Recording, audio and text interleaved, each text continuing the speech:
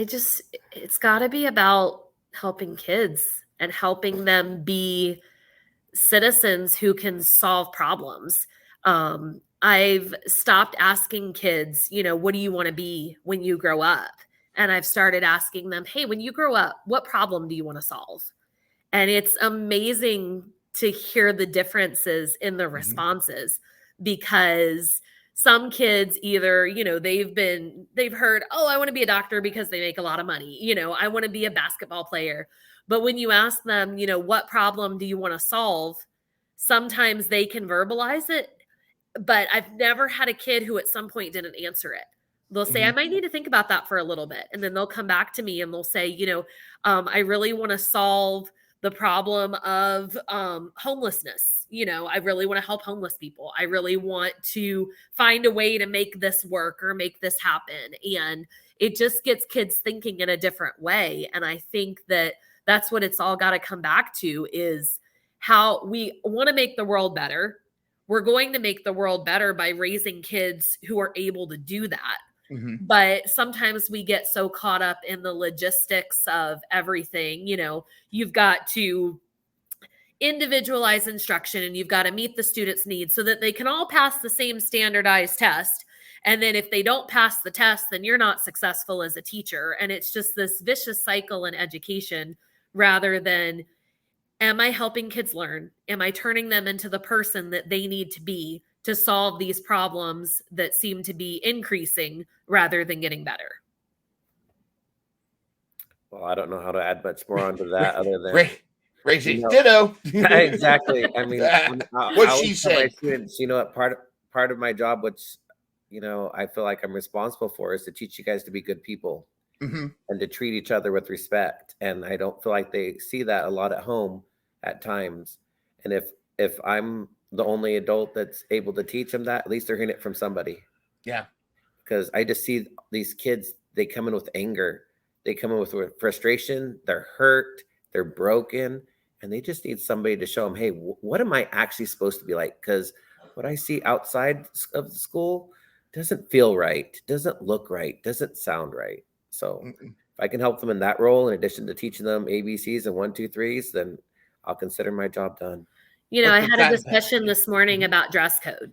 Came up with dress code. We had a school event a couple weeks ago. One of the girls was wearing shorts that were very short. A couple parents had questions, so they talked with one of the ladies in the office, and it turned into this matter of perspective. So we have this one person who thinks that, we need to nail them on this dress code and they shouldn't be able to wear that, and shorts that are, fingertip length. And then we have another stakeholder who's saying, well, we don't want to end up in the news because dress codes are only for girls and it's an equity issue and we want to be inclusive. And I'm just kind of sitting back watching all of this and I'm going, we need to talk to the kid. Yeah. We need to talk to the kid. We need to figure out, why, what was going on? How did you choose your outfit? How are you choosing your clothes? And it came down to her saying, like, we just moved and we don't have a lot of money. So I wore these shorts from last year because it got hot and we haven't gone shopping yet. It wasn't, there you go, she was trying to defy the dress code.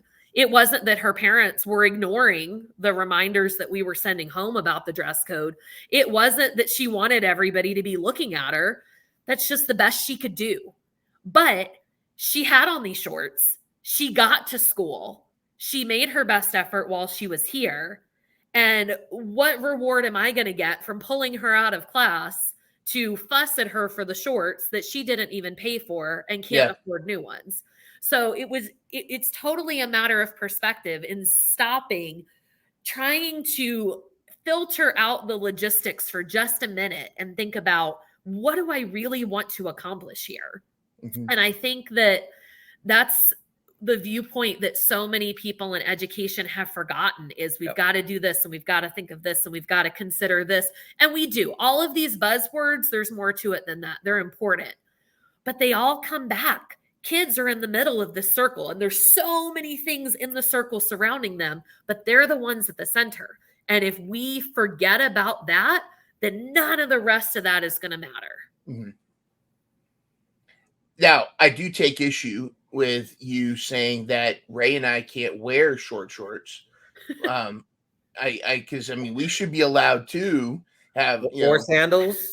Or say, remember that? Yeah. Well, the cure for that is you just with a magic marker or with a Sharpie just draw a fake heel to the back of it, and then it's no longer considered a flip flop. Right. Yeah. The flip flop scandal of 2018. Right. Do as I say, not as I do. You mentioned catch full episodes of the Educators podcast every Thursday at 4 p.m.